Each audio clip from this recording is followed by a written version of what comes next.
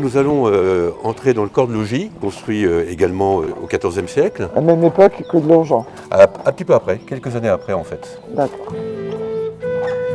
Je vous en prie. Merci.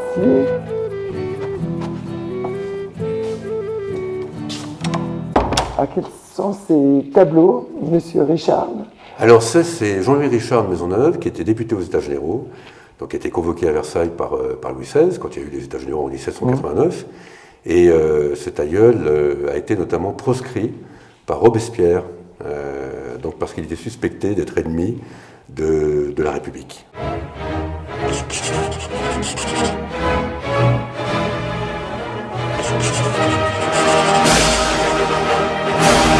Et puis là, vous avez donc en fait une gravure qui représente Lyon assiégé, parce qu'en 1793, il y a une rébellion des Lyonnais contre la Convention, et on envoie Fouché justement pour écraser l'armée lyonnaise, qui était commandée par le comte de Précy, dans laquelle ont servi plusieurs de mes ancêtres. Voilà.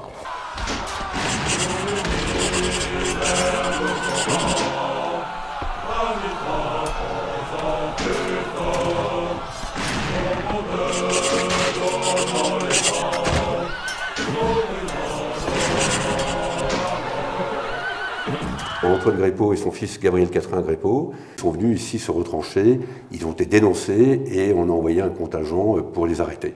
Et la tradition dit qu'il y avait une centaine de piques, donc on suppose une centaine de paysans qui ont empêché les républicains d'entrer dans l'enceinte et d'arrêter mes deux ancêtres. Faisons-le entrer par force, la vérité dans le corps. Là, vous avez sur votre droite 3 épées de cour qui datent du XVIIIe, parce que quand on rentrait à Versailles pour rendre visite au roi, il était obligatoire de porter une épée.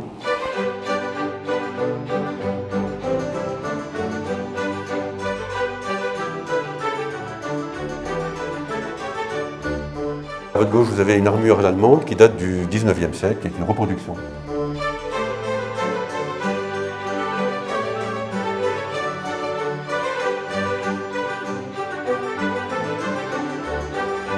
Où nous emmenez-vous maintenant? Là maintenant, nous rentrons dans le grand bureau qui a été décoré à la fin du XVIIIe siècle. Une cornemuse en dombe. Eh oui, alors ça c'est un petit symbole, parce qu'une branche de ma famille descend du clan Monroe, qui est un clan Highlander, donc qui vient d'Écosse. Voilà.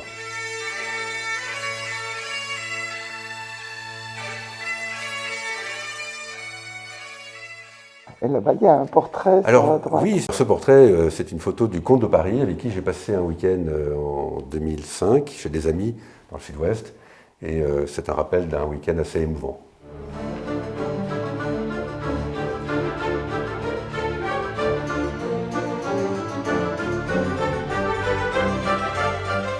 Ce portrait. Oula, alors là, c'est un personnage haut en couleur.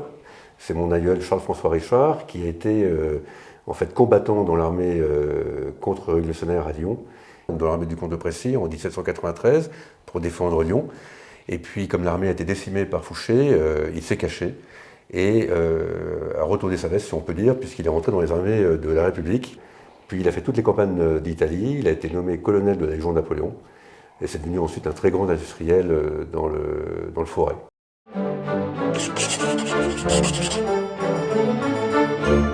Et maintenant, on va rentrer dans le salon. Voilà, donc dans le grand salon, c'est ça. Donc c'est un salon qui a été décoré à la fin du XVIIIe siècle et sous le Premier Empire. On le voit très bien d'ailleurs par rapport aux frontons qui sont au-dessus des portes.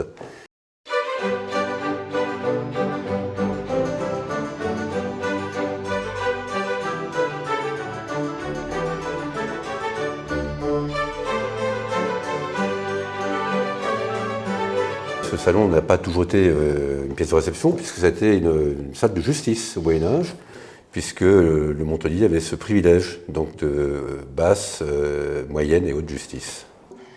Vous avez une gravure intéressante là. Oui, alors cette gravure représente l'île Barbe au XVIIIe et elle est dédicacée précisément à Monsieur Fay, baron de Sathonay. Et ce monsieur était notamment prévôt des marchands et commandant de la place de Lyon en l'absence du duc de Villeroy, sous Louis XVI. Et cette personne a été arrêtée durant la Révolution. Donc il a été emprisonné Et mon aïeul, Gabriel Catherine Grépeau, donc le fils d'Antoine, qui était donc son ami en l'occurrence, l'a libéré. En fait, il s'est déguisé avec un uniforme de garde nationale et il est rentré et a pu libérer donc le baron de Sathonay.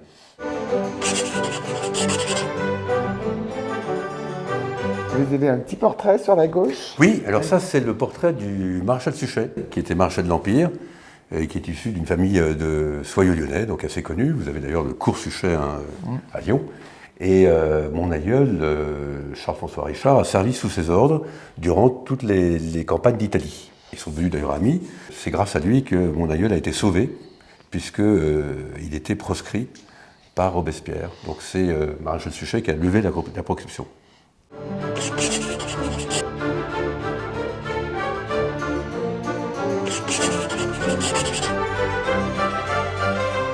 Pouvez-vous nous parler un peu de la famille du Montelier? Oui, eh bien écoutez, on a notamment Antoine Grépeau qui se situe ici.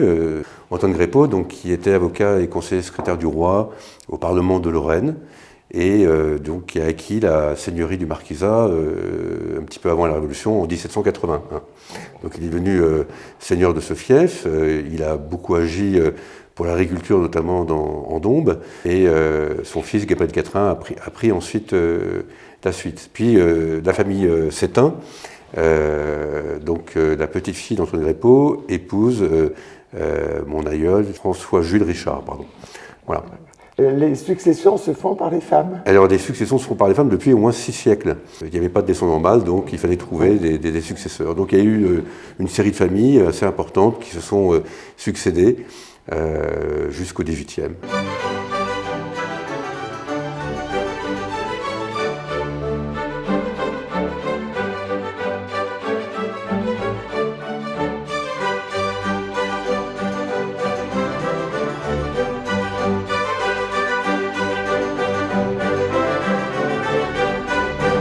Après, ma famille donc, a pris le relais donc, au tout début du XIXe.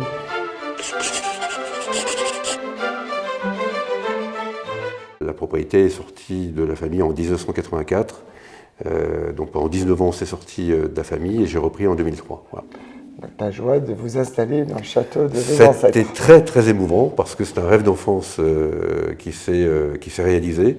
Alors maintenant, je vous propose qu'on aille découvrir la salle à manger. D'accord. Merci.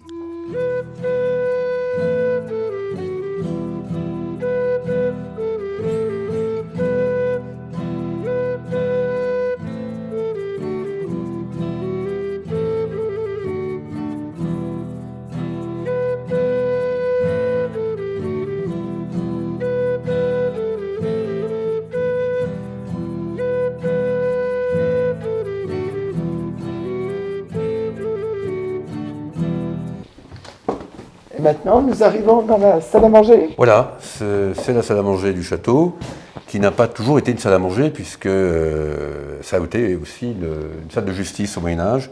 On retrouve d'ailleurs les mêmes poutres, même surface. Cette pièce, autrefois, était la chambre des seigneurs. Donc il y avait dans cette alcôve un très grand lit à la polonaise. On l'a transformé en salle à manger il y a une vingtaine d'années. Voilà. D'accord. Quels ont été les personnages importants qui sont passés par le Montelier? Alors il y en a eu quelques-uns, puisque nous avons, premièrement, le bâtisseur du Montelier qui est Humbert V de Thouars-et-Villars, donc très grande famille naturellement locale, et puis son descendant Odon de Villars, qui a été le feudataire du comte de Savoie, du comte Vert. Odon de Villars a été fait chevalier par le comte de Savoie et a participé à plusieurs campagnes en Italie avec lui.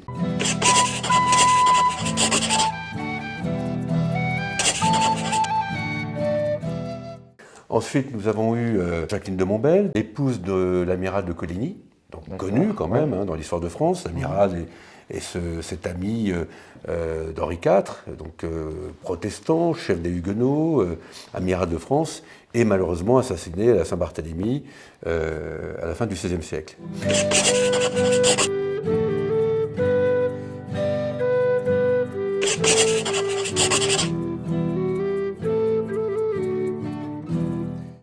Ensuite, nous avons eu le baron Guillaume de l'Hôpital, baron de Saint-Mème. Et ce baron de Saint-Mème a été le grand mathématicien de Louis XIV.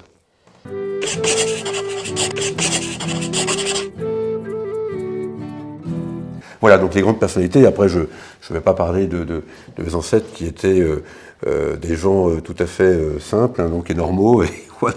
Oui, vous avez 2 portraits, ce sont de votre famille. Oui, vous avez donc à droite Honoré Boeuf, qui était chemin de Lyon au XVIIIe, sous Louis XV.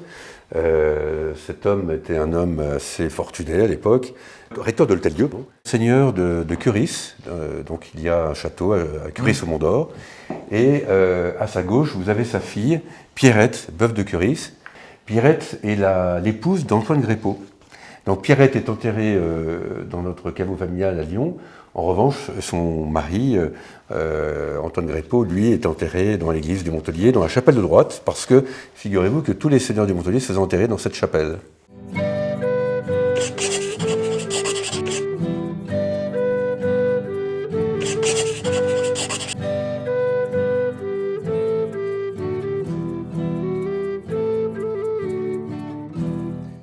Nous poursuivons la visite.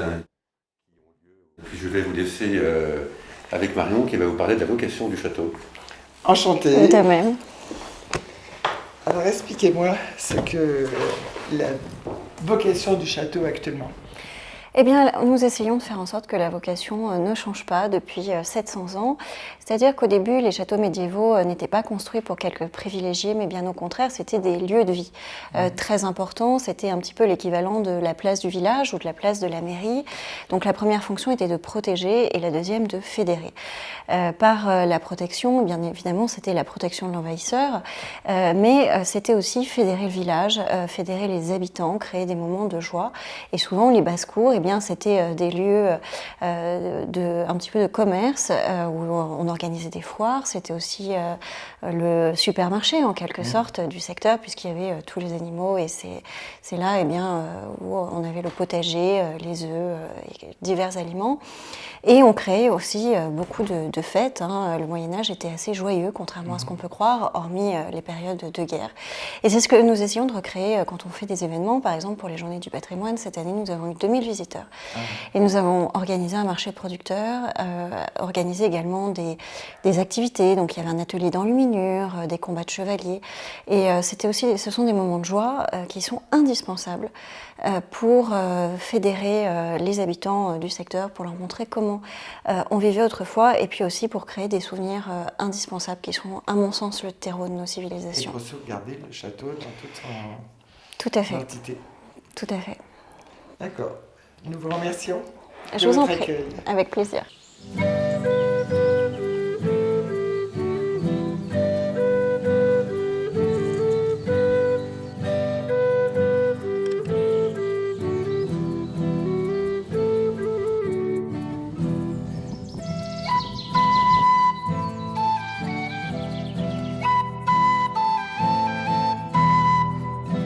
Je vous remercie pour cette visite super intéressante d'un château surprenant en dôme et qui est vraiment très bien conservé. Eh bien écoutez, j'espère que ça vous a plu et, Oui, beaucoup. et vous êtes la bienvenue.